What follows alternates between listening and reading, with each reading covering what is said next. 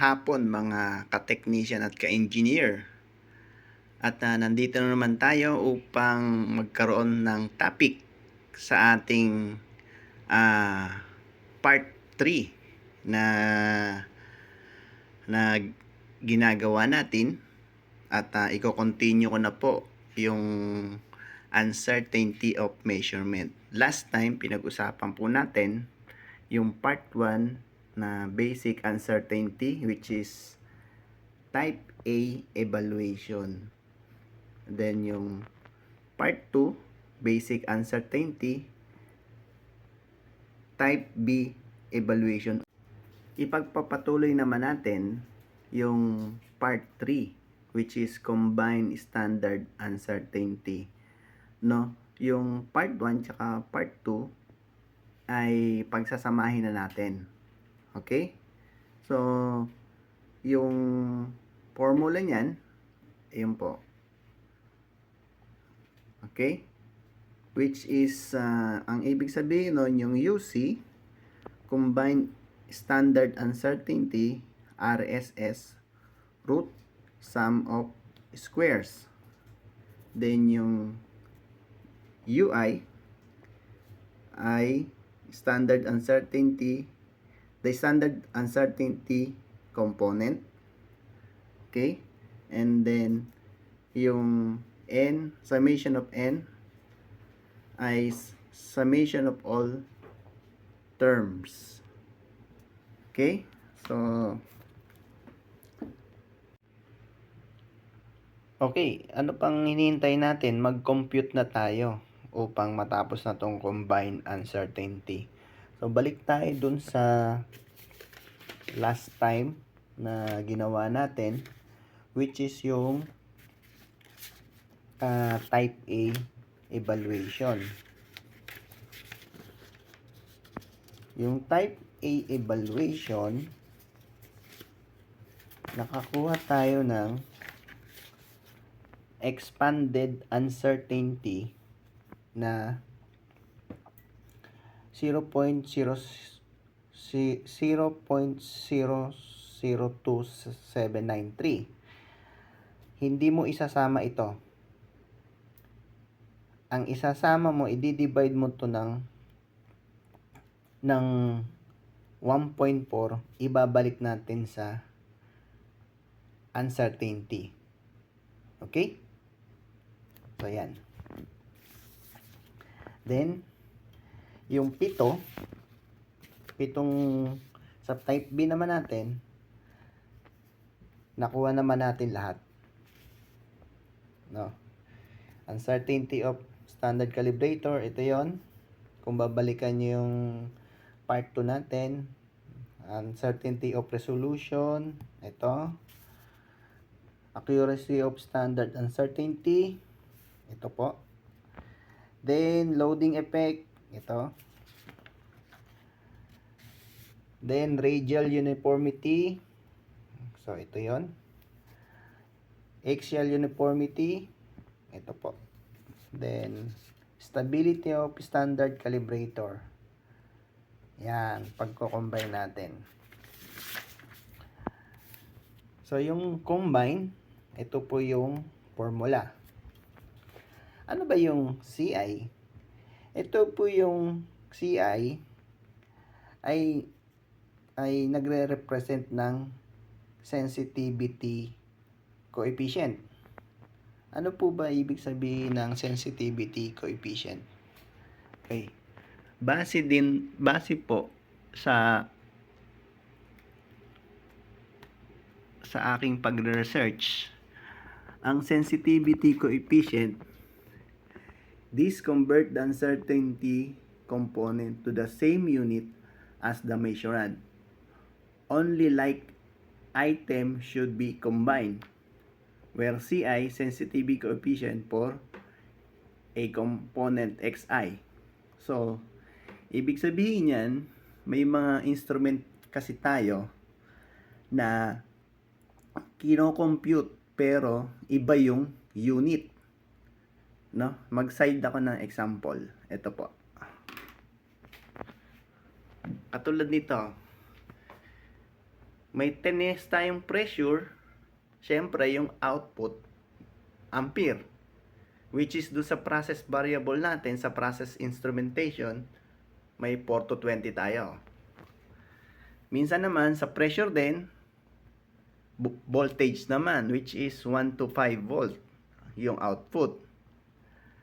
Then, yung temperature, so, voltage, sa millivolt. Saan natin nakikita to? Sa thermocouples.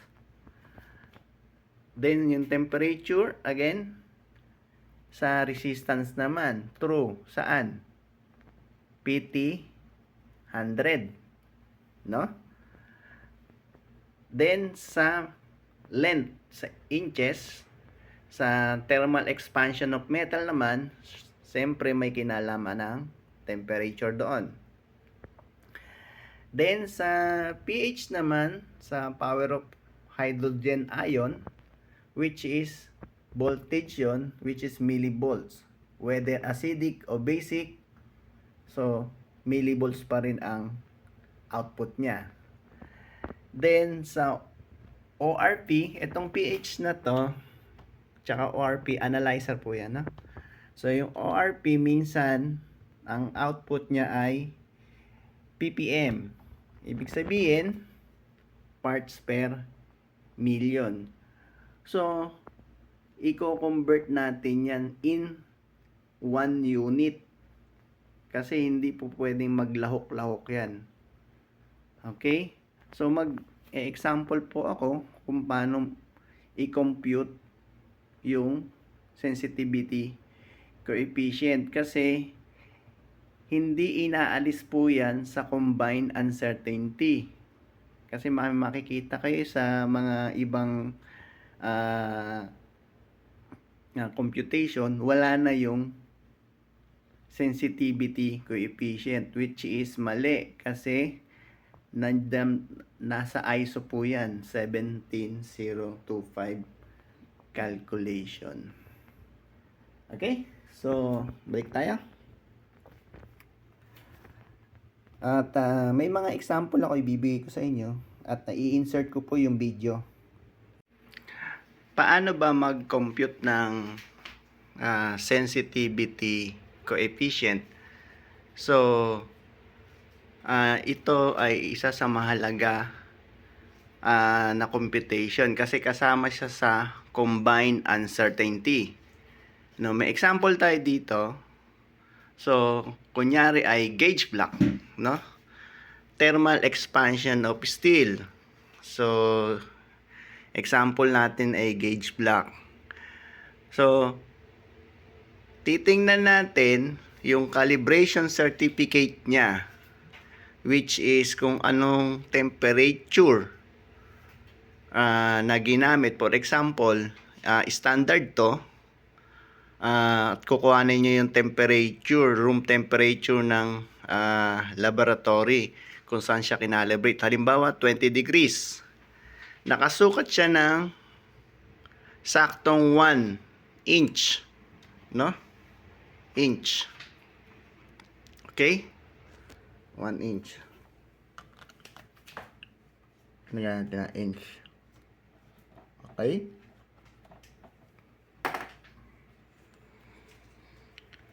Tapos, yung ongoing calibration nyo, nakasukat kayo ng 25 degrees.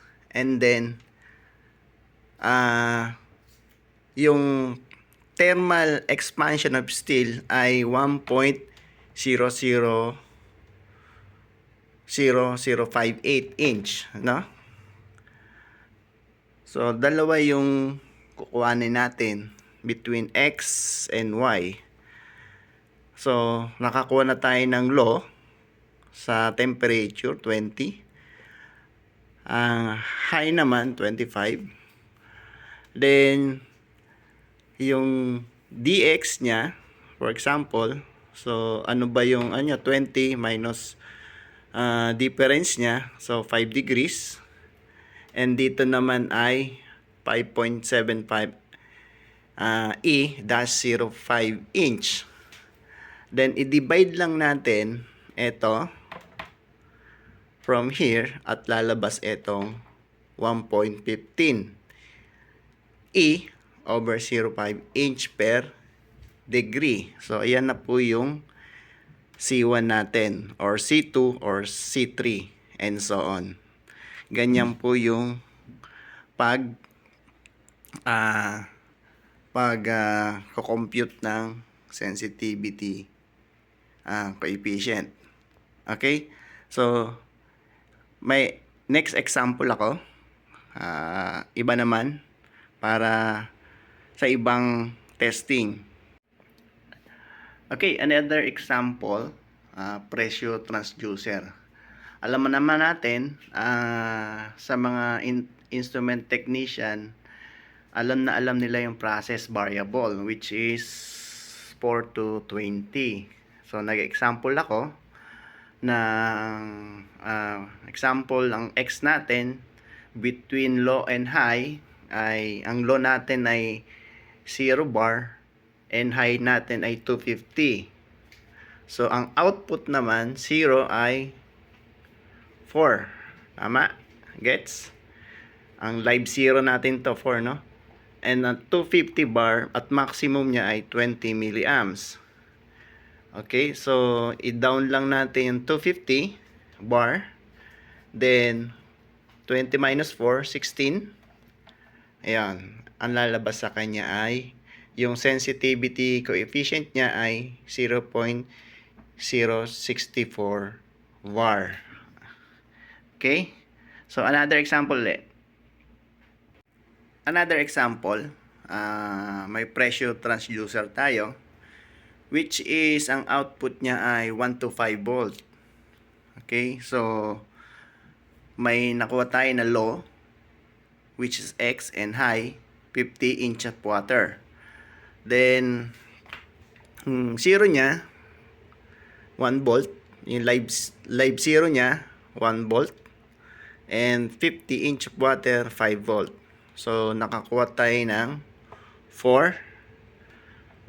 Yung span niya, then span niya rin ay 50. So 4 divide 50, lalabas dyan ay 0.08 volt per inch of water. So yan lang po yung tatlong example kung paano mag-compute ng sensitivity coefficient. Okay? So I hope na naintindihan nyo para dun sa ating computation ng uncertainty, dun sa combined uncertainty. Okay. No? Okay. So yung combined uncertainty,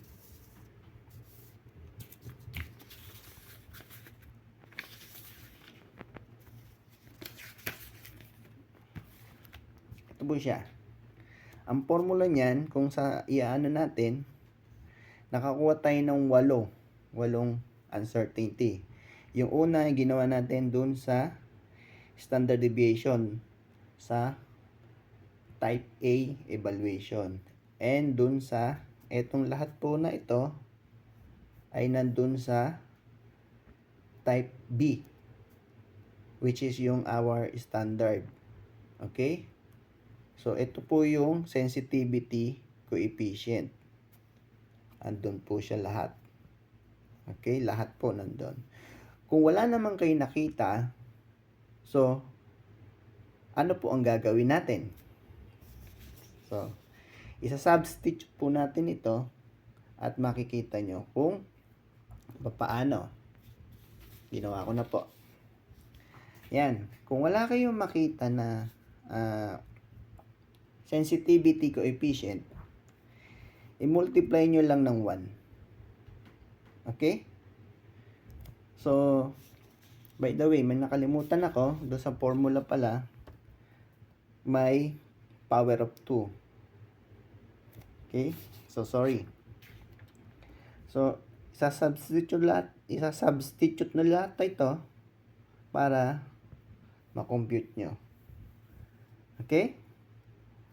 Then, square. Naka-square na to. sila, which is medyo mahaba po yan. Mas maganda po kasi mag-manually para at least kung mag-breakdown yung system nyo, kaya nyo pa rin mag-compute through calculator. Okay? So, ang uncertain, pag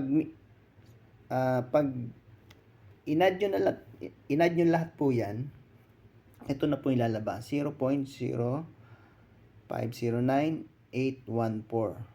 Then, yung combine natin, ito na po siya, 0.0714024. So, ganun lang. At simpleng-simple lang po yung pag-compute ng combined uncertainty. So, I hope na naintindihan nyo po yung combining the type A evaluation and type B evaluation uncertainty. Okay? So, sa susunod na part 4, doon na tayo sa expanded uncertainty at yung student T table kung nasan siya. Okay, madali na yon para at least makita nyo kung nasan siya magpo-fall. Kung sa sigma 1, sigma 2, or sigma 3 ng Gaussian curve. Okay? So, abangan nyo lang po at maraming salamat po sa mga nakinig at sumubaybay sa aking YouTube channel. Kung may mga katanungan po at like, subscribe at share nyo rin po itong uncertainty of measurement na makakatulong po sa mga nag-uumpisang technician, whether sa field or sa laboratory. Maraming salamat po. Ito po si Christopher Rodil at antabayanan niyo lang po ang part 4. Salamat po.